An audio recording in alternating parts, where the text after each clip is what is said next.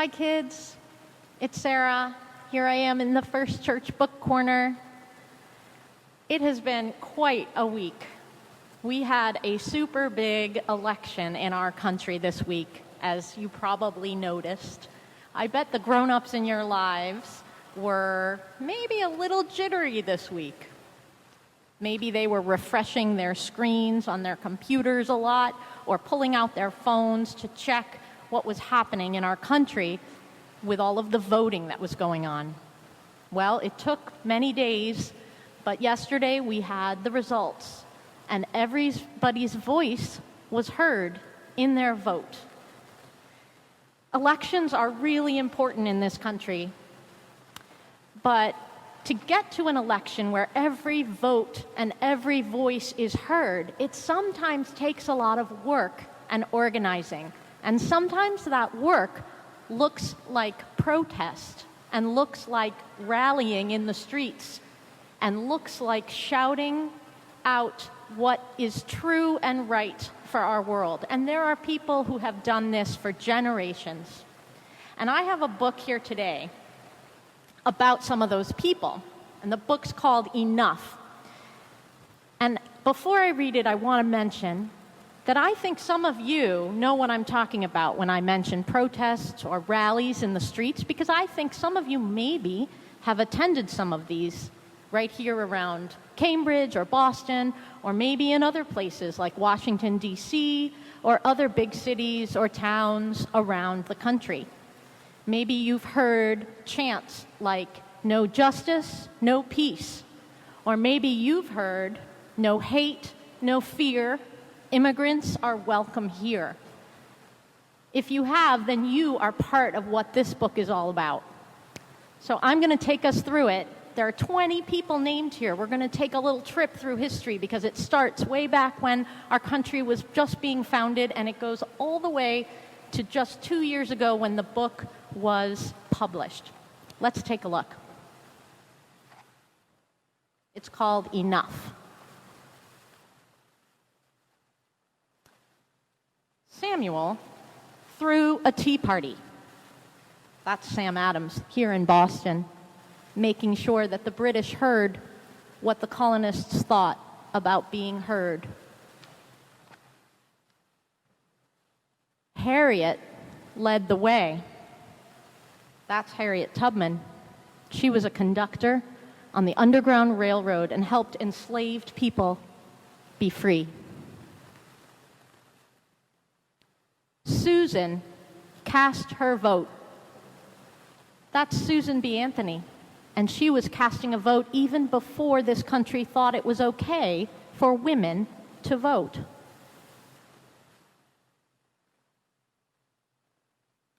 Woody sang "For You and Me."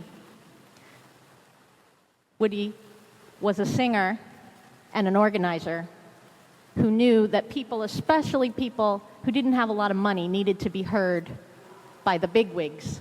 And so he wrote songs and he sang those songs, and we still sing those songs today, like "This Land Is Your Land."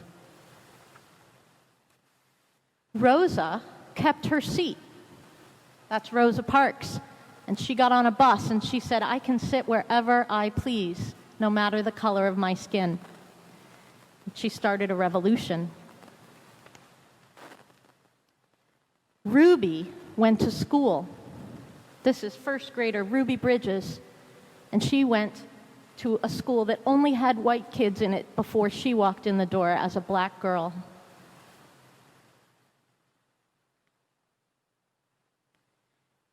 Rachel wrote a book. That's Rachel Carson. And she looked around and saw that water was polluted and the air was getting dirtier, and she wrote about how we needed to take care of our planet and our environment. And she changed the world. Martin had a dream. Martin Luther King standing at looking at the Washington Monument, speaking to a crowd of thousands.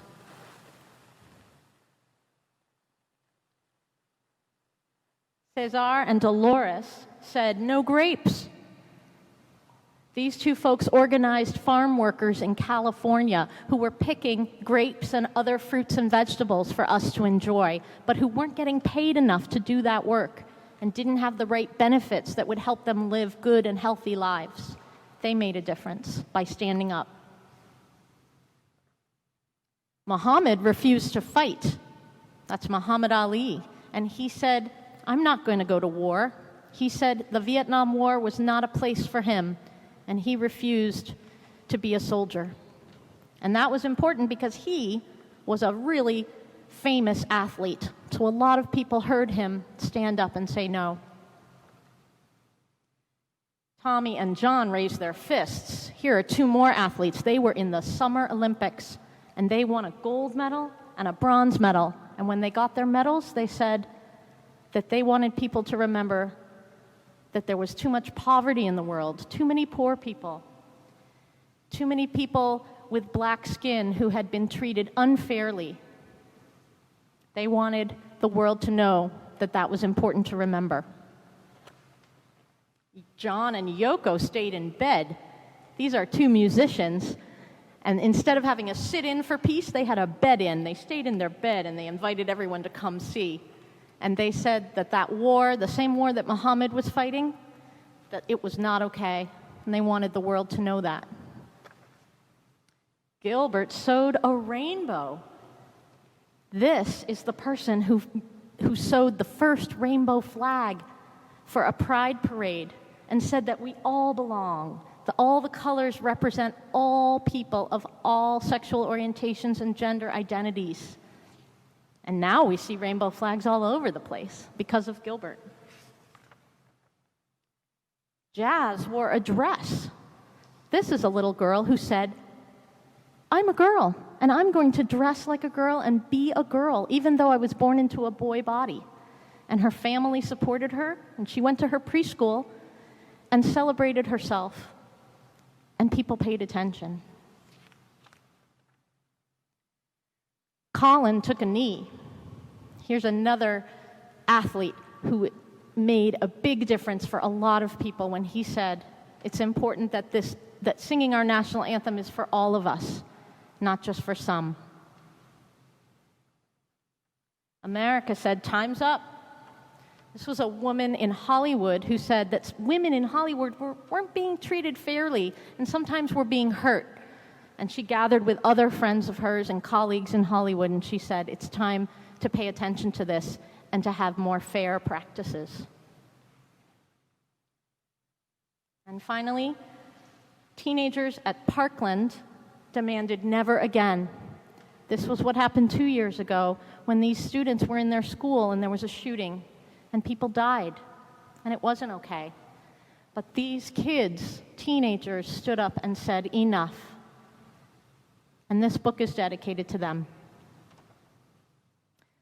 So if any of you have ever stood up and said enough to something that was unfair, not okay, you're in this book too. Amen? Amen.